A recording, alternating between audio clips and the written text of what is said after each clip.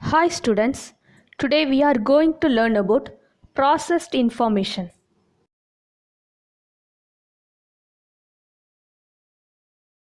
The Fibonacci sequence. We can see the Fibonacci sequence around us in nature, such as in the petals of flowers and in pine cones. The seed head of flowers also show the Fibonacci series. Now, let us learn about this sequence. The Fibonacci numbers are 1, 1, 2, 3, 5, 8, 13, 21, 34, 55, and so on. We can tabulate the pattern to find the rule for it. From the table, we can see that f of 3 is the sum of f of 1 and f of 2.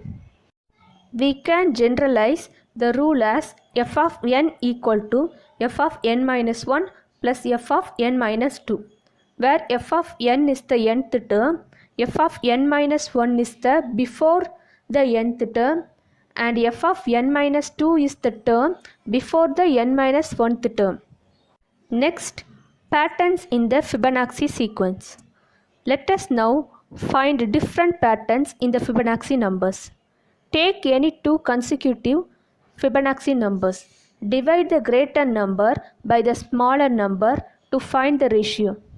1 divided by 1 is equal to 1, 2 divided by 1 is equal to 2, 3 divided by 2 is equal to 1.5, 5 divided by 3 is equal to 1.666, 8 divided by 5 is equal to 1.6, 233 divided by 144 is equal to 1.618, and so on.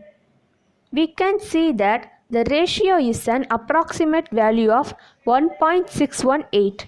This is called the golden ratio. The Fibonacci numbers make a golden spiral. We see this spiral in art and nature. This image shows us the golden spiral in nature. From the Fibonacci sequence, we can observe that every third Fibonacci number is a multiple of 2, every fourth Fibonacci number is a multiple of 3, every fifth Fibonacci number is a multiple of 5, every sixth Fibonacci number is a multiple of 8. Using these findings, we can say that every nth Fibonacci number is a multiple of f of n. Example, what is the 14th term in the Fibonacci series if the 10th term is 55 and the 12th term is 144? They given the 10th term is 55 and the 12th term is 144. But we are not knowing the 11th term. The 12th term is the sum of 10th term and the 11th term. So that we can find the 11th term by subtracting 10th term from the 12th term. So that we get the 11th term 89. Similarly, we can find the 13th term and the 14th term. 14th term is 377, which is the sum of the 12th term and the 13th term. So 377 is the 14th term in the Fibonacci series. Next, we are going to see about the highest common factor of the large numbers. The HCF is the highest common factor. It is the greatest number which exactly divides all the given numbers. We have learned to find the HCF of numbers by the listing method or by the prime factorization method. In the listing method, first we write the factors of the number. For example, factors of 36 equal to 1, 2, 3, 4, 6, 9, 12, 18. And factors of 48 is 1, 2, 3, 4, 6, 8, 12, 16, 24. The greatest common factor of the two numbers are 12. So, the highest common factor of 36 and the 48 is 12. In the prime factorization method, we first write each number as the product of its prime factors. so that 36 can be written as 3 into 3 into 2 into 2, and 48 can be written as 3 into 2 into 2 into 2 into 2. The highest common factor of 36 and 48 is equal to 3 into 2 into 2, which is equal to 12. Two faster ways of finding the highest common factor of three large numbers are the repeated division and repeated subtraction methods. Third one, repeated division method. Find the highest common factor of 100, 125 and 200. Step 1. Find the highest common factor of any two of the numbers. Let us take 100 and 125. Step 2. Divide the larger number by the smaller number. Here 125 is the larger number. So we divide 125 by 100. We get 25 as the remainder. Step 3. The remainder from step 1 becomes the new divisor, and the divisor from step 1 becomes the new dividend. Dividend is equal to 100 and divisor is equal to 25. So we get 0 as the remainder. Step 4. This division process until the remainder is 0. The divisor of the last division step when the remainder is 0 is the highest common factor. So the HCF of 100 and 125 is 25. Step 5. The HCF of the first two numbers, which is 25, becomes the divisor, and the third number 200 becomes the dividend. Step 6. Repeat this division process until the remainder is 0. The last divisor is the HCF. Here 25 is the last divisor. So the HCF of 100, 125 and 200 is 25. Method 2. Repeated subtraction method. Find the HCF of 100, 125 and 200. Step 1. Let m is equal to 100, n is equal to 125 and p is equal to 200. Check if m is equal to n or m is greater than n or m is less than n. Here 100 is less than 125, so that m is less than n. Step 2. Find the highest common factor of m is equal to 100 and n equal to 125 first. Subtract the smaller number from the larger number until m is equal to n. First 125 minus 100 equal to 25. Repeat 100 and minus 25 is equal to 75. After continuing this process, we get finally 25 minus 25 equal to 0. As m is equal to n, the highest common factor of 100 and 125 is 25. Step 3. Repeat the same steps for p minus HCF. Subtract the smaller number from the larger number until HCF equal to p. First, 200 minus 25 is equal to 175. Repeat 175 minus 25 is equal to 150.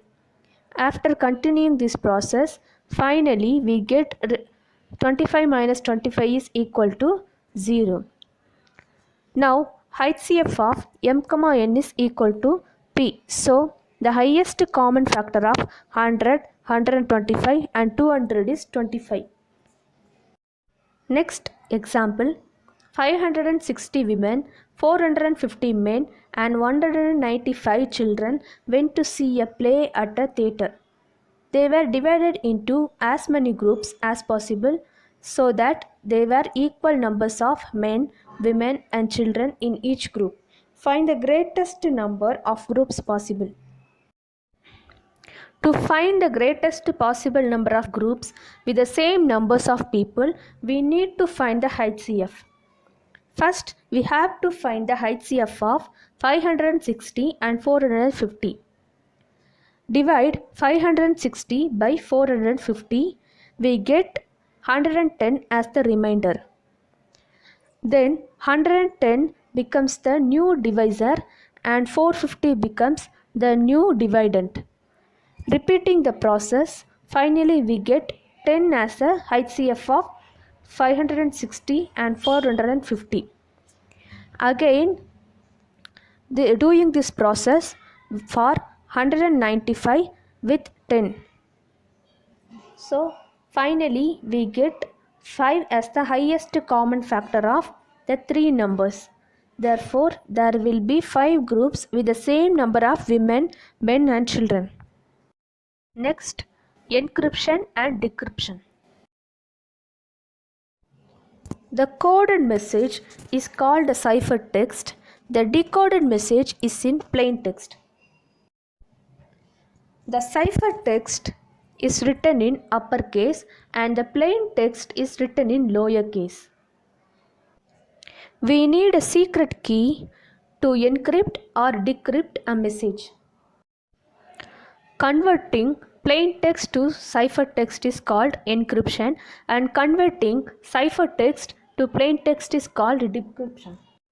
Here is the pictorial representation of encryption and decryption. Different ways to decode and encode a message. First, shifting ciphertext. Caesar cipher. This is one of the oldest known ciphers. The Caesar cipher is used by shifting all the letters in a message by a certain number. A key is used to decrypt the message.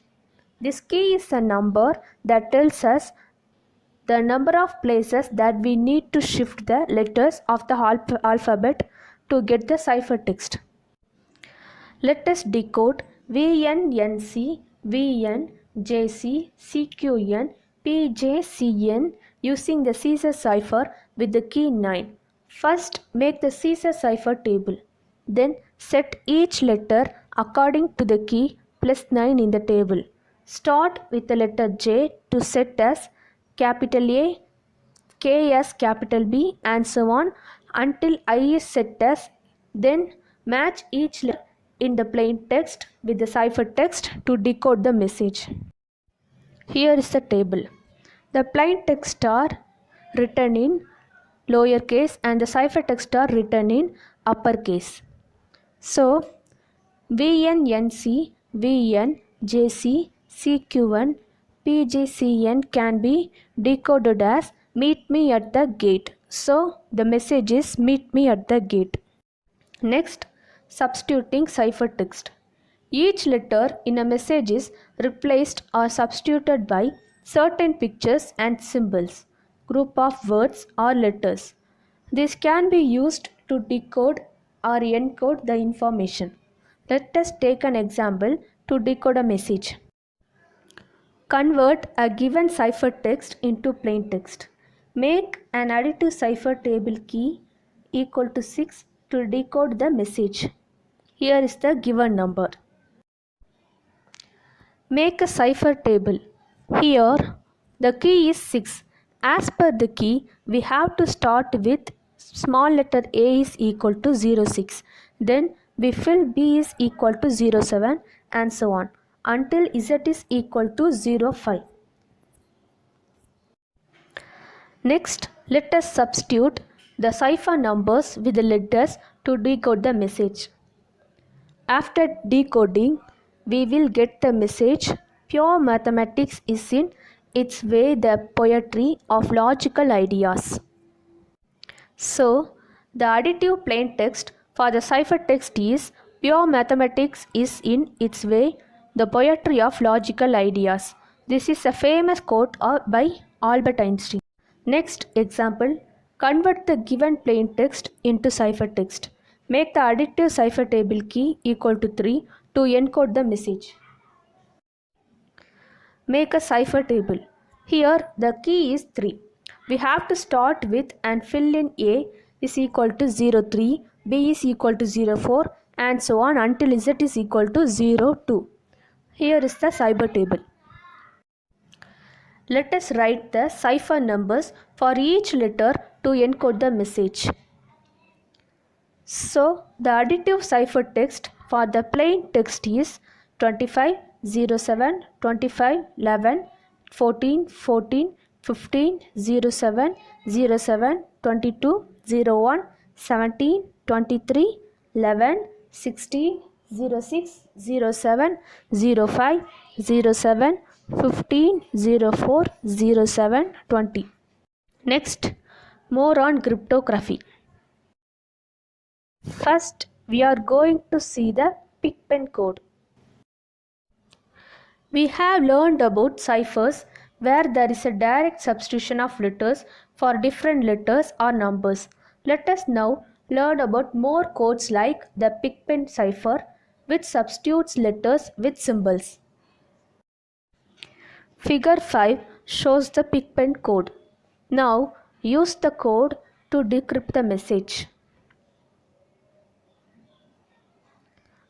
After decoding the message, we get Crosby wins the cup as the decrypt message. Let us learn about the Polybius square.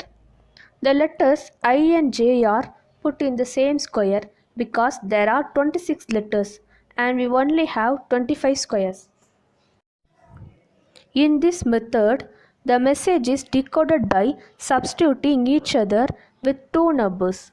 To encode or decode, we need to know the coordinate of each letter in the code.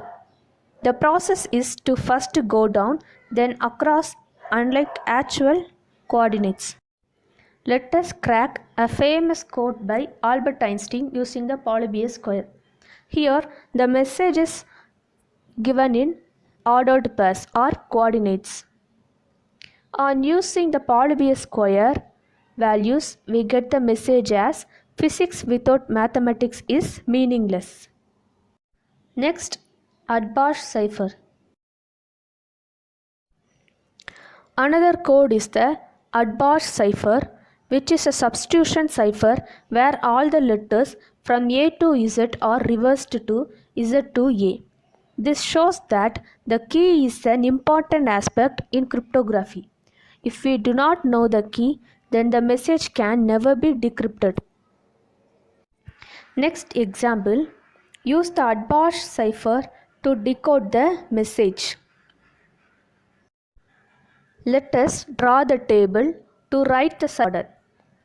Here is the table. Using the key, we get the message. The only way to learn mathematics is to do mathematics.